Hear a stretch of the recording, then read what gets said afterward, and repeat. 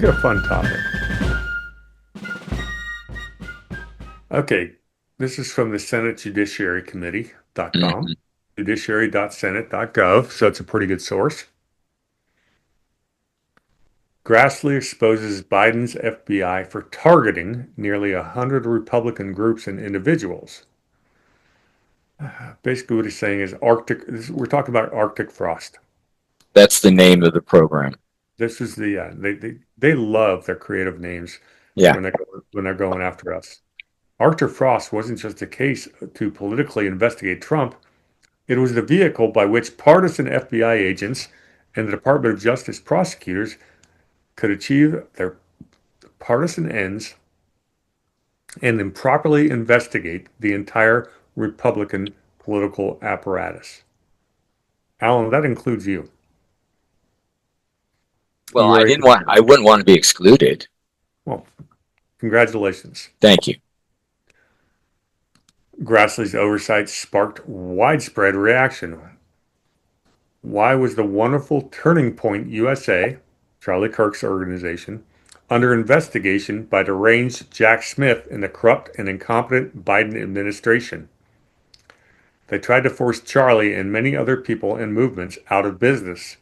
They weaponized the Justice Department against Sleepy Joe Biden's political opponents, including me. That's from Donald Trump.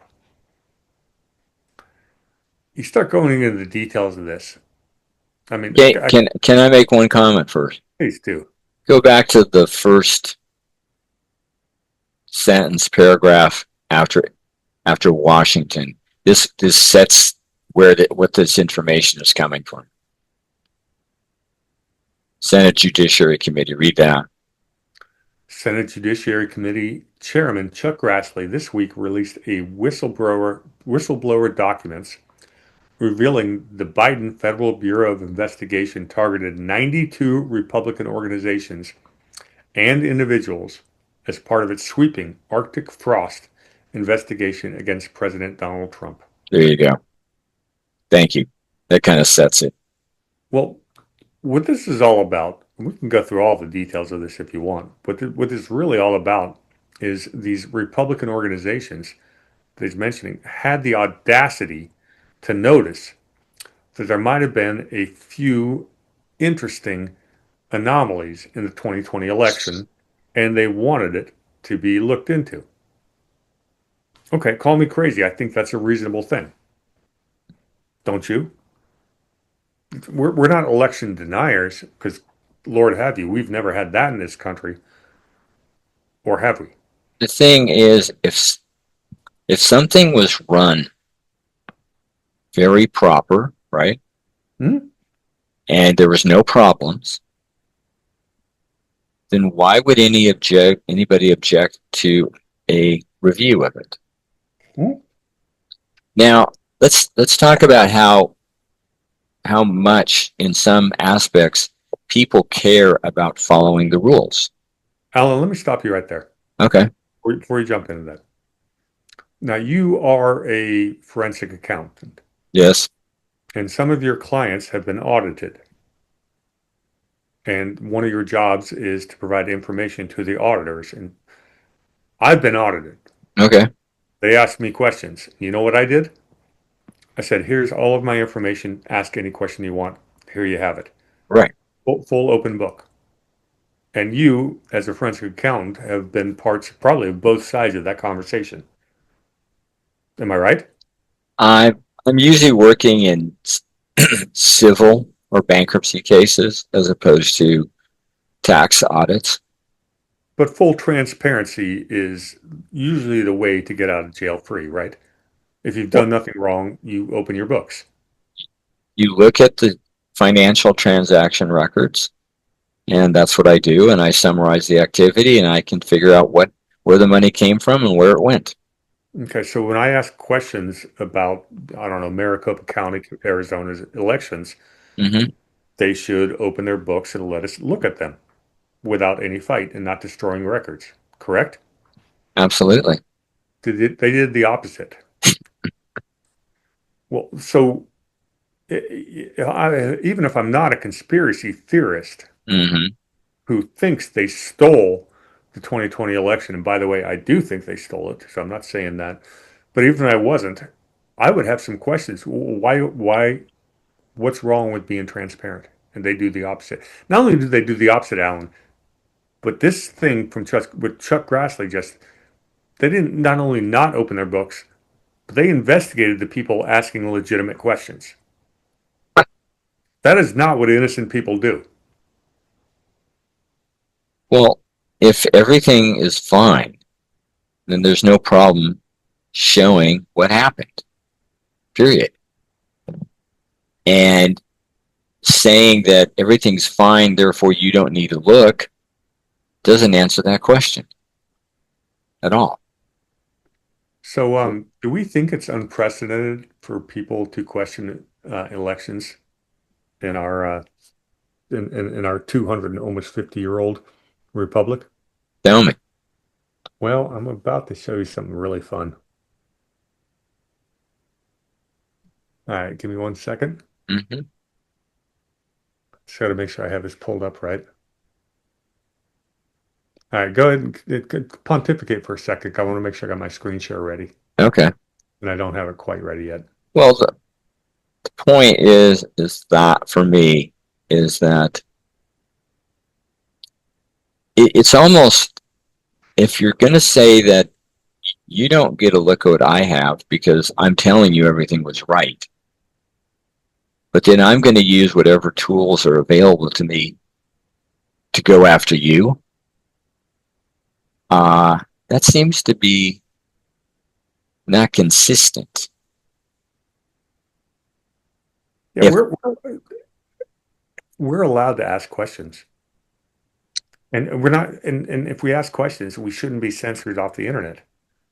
You're an election denier? Bullshit.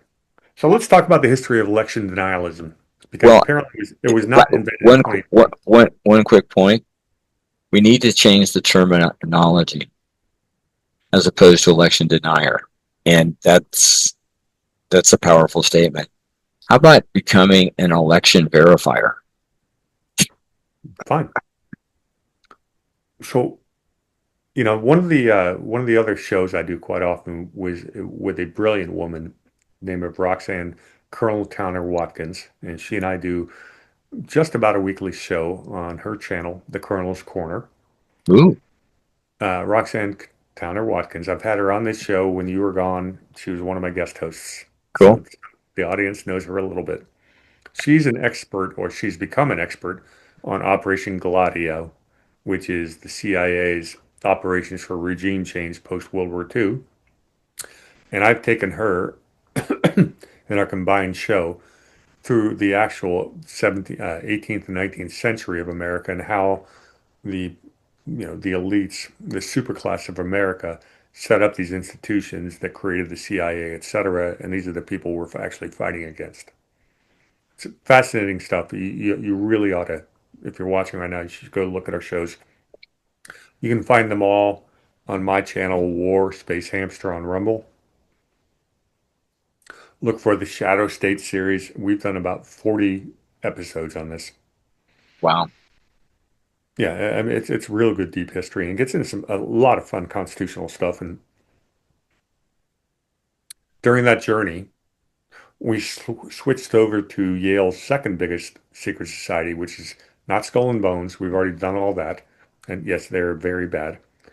Um, we switched over to the second biggest secret society, known as Scroll and Key, and Scroll and Key is probably not quite as nefarious as Skull and Bones, but we just recently did something on the Delano family, and the name Delano is not a household name, but it should be because Franklin Delano Roosevelt was the combination of two very old school blue blood families going back to like the 1640s and the founding of our country.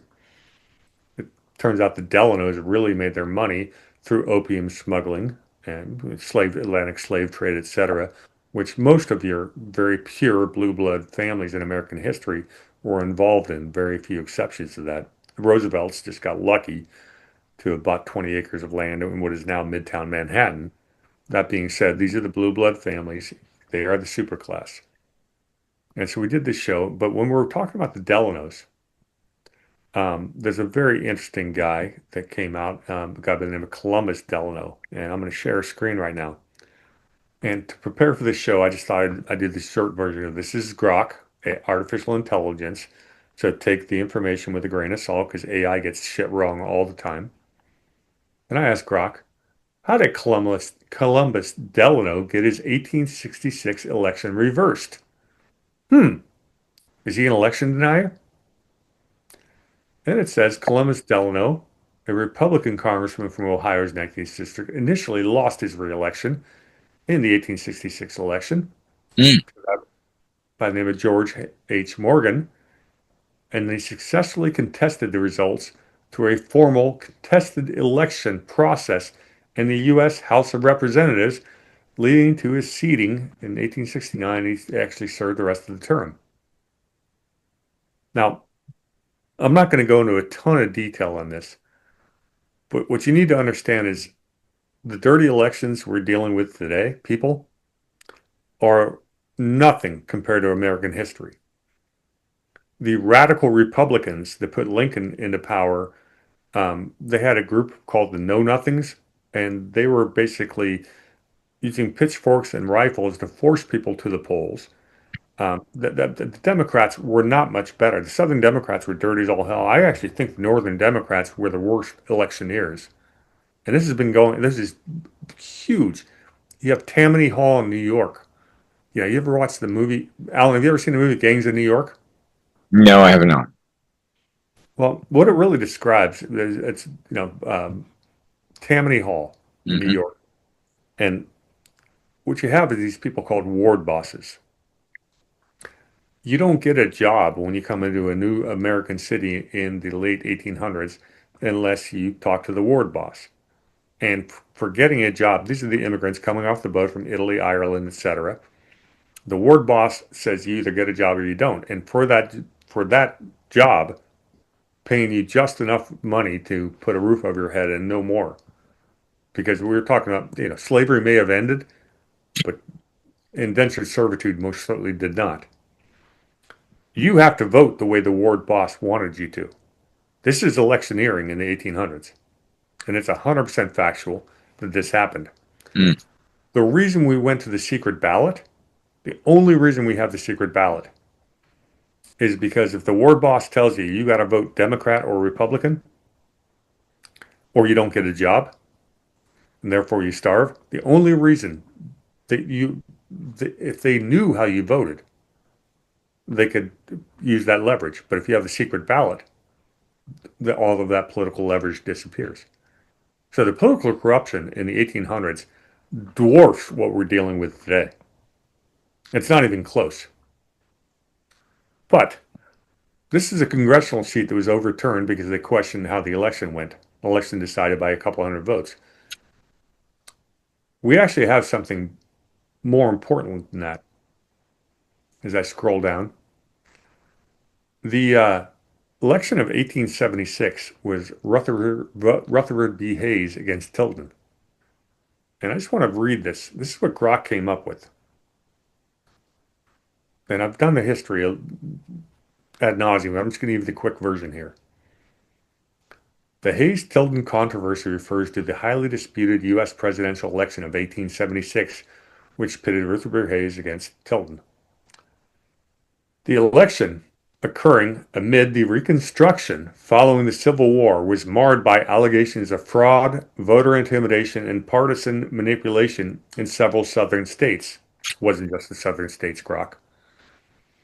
It resulted in one of the closest and most contentious outcomes in American history, ultimately resolved through a political compromise that ended federal oversight in the South and marked the close of the Reconstruction era. And below, he details some of the events. We can go into this deeper. My point here, Alan, is questioning elections and the way they're carried out is not new. There's nothing new under the sun. But the Biden FBI decided to label everybody, including Charlie Kirk's Turning Point USA, as a potential suspect of committing some kind of crime because they asked questions and wanted answers. And that should scare the living hell out of everyone here. Well, it's not that just they ask questions about the wrong topic. Well, yeah, if you're like, once again, if you